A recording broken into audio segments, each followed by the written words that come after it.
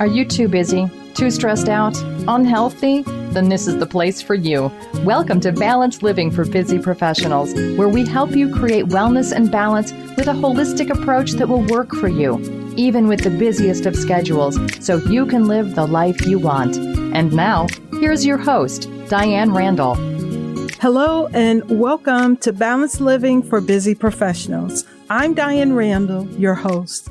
Thank you for listening, and if you're new to the show, welcome. It's so exciting to have you here listening, and if you like what you hear today, share this episode with someone.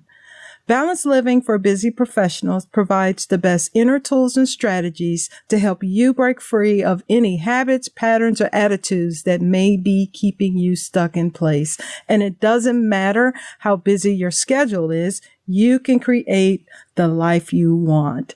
In today's episode, I'm talking to my guest about yoga breathing for health, balance, and longevity. I'm so excited to have Lucas Rockwood. He is a yoga teacher, trainer, nutritional coach, writer, and serial entrepreneur. And we're going to ask him more about that. Lucas founded Absolute Yoga Academy in 2006, one of the top 10 yoga training schools around the world with 2,000 certified teachers. He also founded Yoga Body, an internationally renowned nutrition, education, and publishing organizations serving 81 countries. Lucas is a highly acclaimed writer, radio show host, TV personality, business consultant, weight loss expert, and health coach. Wow. Welcome, Lucas. Hi, Diane. Great to be here. Thanks for having me on the show. Oh, I'm excited you're here. You know, we run around with the busyness of life. So just reading your speaker page, it just allowed me to just breathe, to just relax, just knowing that we were going to talk about breathing and balance. Perfect. So I want you to talk about your journey into yoga and breathing. For a lot of people, when they first get interested in health, they have a health crisis. And unfortunately, it's often pain that causes us to make changes. And I guess for me, I got lucky because my pain came really early. I was about 23, 24 years old when I had a pretty major health crisis. I woke up in the back of an ambulance. I'd had a grand mal seizure. I'd been unconscious for about 15 minutes. My entire body trembling, kind of chewed up my tongue and banged up my head. And it was a drug-related seizure. So I was, abusing drugs and alcohol. I was eating terrible food. I was living a really toxic lifestyle. And when I tell people that and I tell them my age, they kind of assume that I was having sort of a fun college-age party time. But there was no fun about it. It was the kind of thing, it was all alone, depressing, not healthy, self-destructive kind of time. And it was a real wake-up call for me. And it was lucky that for me it happened really young. I think for most people it happens around middle age, maybe in their 50s or even their 60s. They get diagnosed with diabetes, or they have a heart attack, or they have a stroke, or they lose mobility and they're no longer able to toss their grandkids in the air or whatever it is. And I feel very fortunate that my health crisis came early. And for people listening, I bet a lot of you have actually had your health crisis yet, but you haven't yet labeled it. I'd encourage you to go ahead and slap a label on it. Just like a midlife crisis, a health crisis is that time when you realize you've done something really wrong and it's time to start working on it. And it's a great place to be. It's a great place to be in crisis, especially a health crisis, because it mostly impacts you. Now, of course, our health affects the people around us, the people we love, the people we work with, but it's mostly your problem. And so it's a good problem to have because you can fix it by yourself. And people are going to be really supportive as you start to make these positive changes. But that was my story, and I went looking for solutions, and I got into meditation, I got into healthy eating, and yoga was really the impetus for all of that. I got dragged to my first yoga class by a girl I was dating, and as many guys do. And I passed out. I literally blacked out and crawled out of the room. It was a hot yoga class. Crawled out of the room and laid on my back for about 15 minutes, dumping water on my face. And after that, I was hooked. I signed up and I went to about 380 days of yoga in a row. And it started what has become my career. Within 6 weeks, I'd lost about 41 pounds. My clothes just didn't fit me. I lost the weight so fast, I didn't have time to adjust my clothes. My clothes just hung off me like rags. Within a few months, I'd quit my job and moved. I'd left New York City, and I just made a huge transformation in my life. And one thing led to another.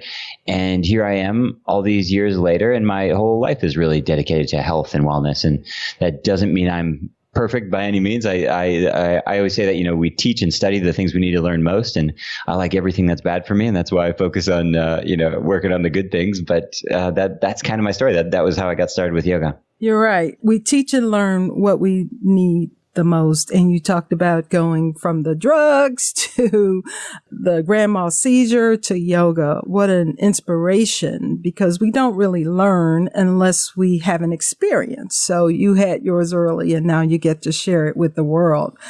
Talk about breathing. I mean, I've been practicing yoga for 9 years. I do hatha yoga.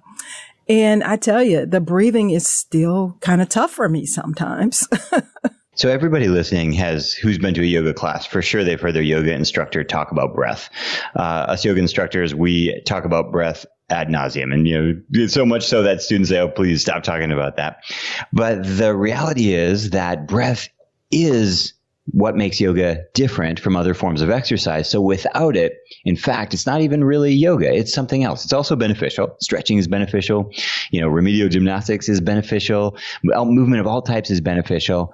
But yoga is really interesting. And it doesn't really become yoga until we integrate mind and body through breath. And so if we're doing a forward bend, if we're standing on our head, if we're doing a back bend, but we're not using the breath, we're missing out on such a huge part of the benefits. We're really missing out on the juice of yoga. And again, we're just stretching, and stretching's awesome, but it's not yoga. And if we're going to go through the effort of learning yoga, we should learn it properly. And here's what happens, Anne, when we do a yoga class and we are integrating our breath, we're integrating our mind and body through our breath, our entire class becomes not just a physical workout, not just strength and flexibility and balance, but also this really powerful nervous system training.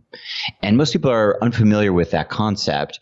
And so to give you some framework for it, what we do in a yoga class is we intentionally put our body in a very stressful situation, for example, a back bend or a headstand, or even a deep hip opener or forward bend.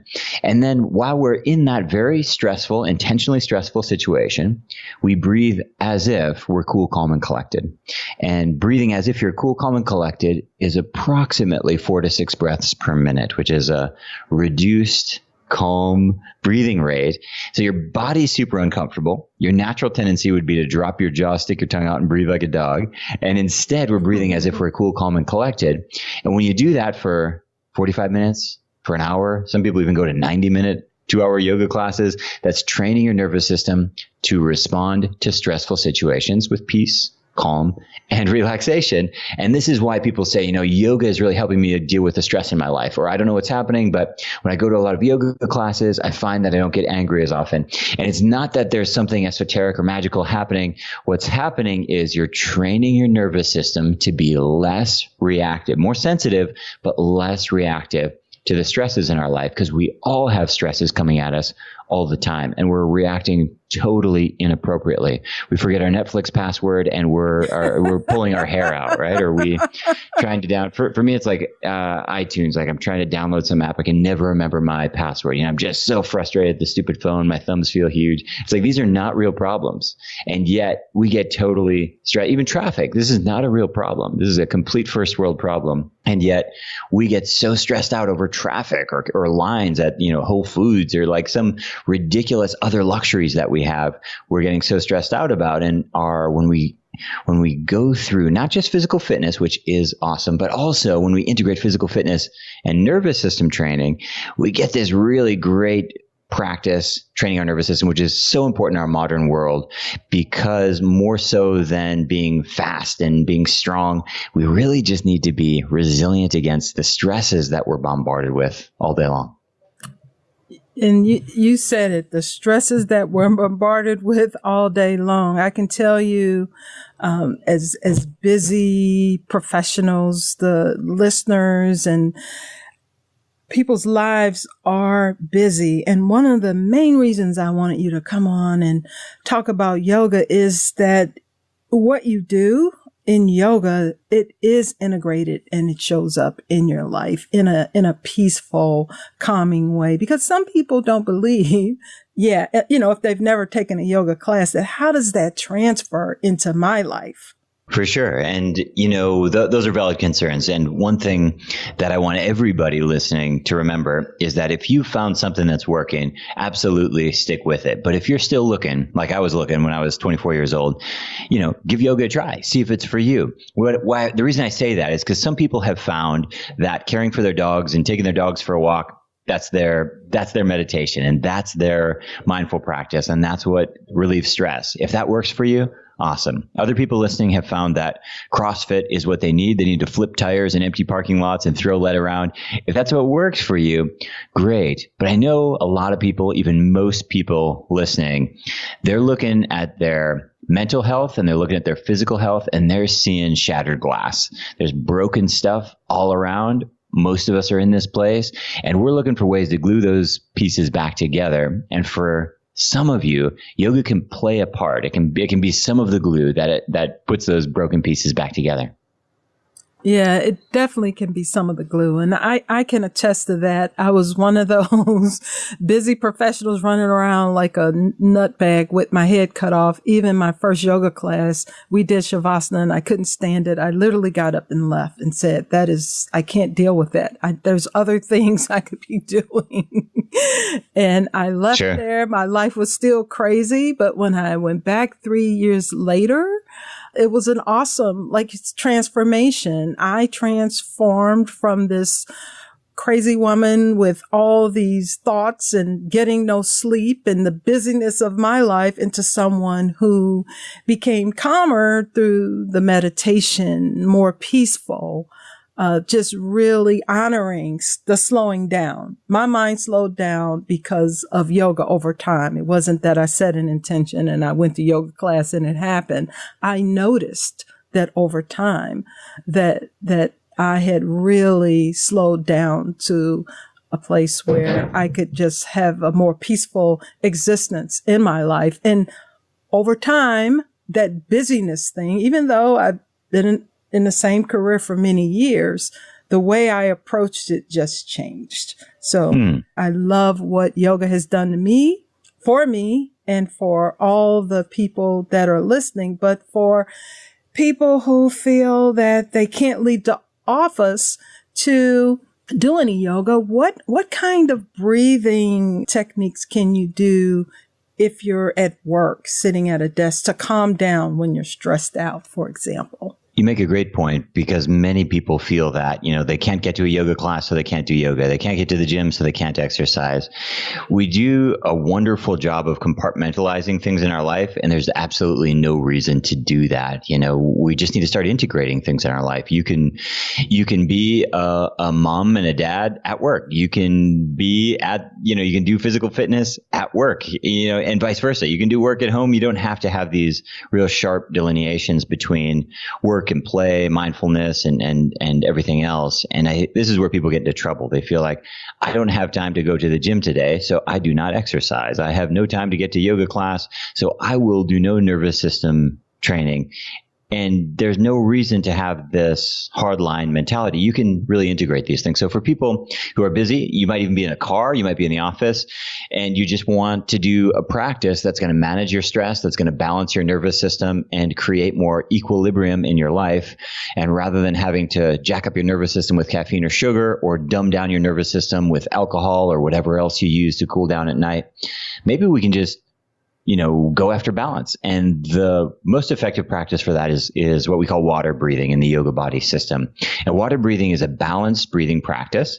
And our goal in water breathing practice, the reason we call it water breathing is because water is something that's good day or night, with food, without food, before exercise, after exercise. It's something that's always a great idea. Anyone comes to your house, you can give them a glass of water, no one will complain. And this is very much the same with water breathing. When we look at breathing exercises, the most important thing in terms of how it's going to impact and affect your nervous system is the rate at which you're breathing. This is what's most important. How fast or how slow you're breathing. And for a water breathing, for a balanced breathing effect, the rate that we're looking for is about 4 to 6 breaths per minute. Most people listening are breathing probably about 8 to 12, maybe even 15 breaths per minute. So it's cutting your breathing about in half, approximately in half. So it's a slower breath than you're normally breathing. But what this half-paced breath does is has an adaptogenic effect on your nervous system. So if you're all revved up, it'll bring you down. If you're really down, it'll bring you up. And it's a perfect breath. You can do it day or night. You can do it while you're driving, which you shouldn't do with many of the other breathing practices.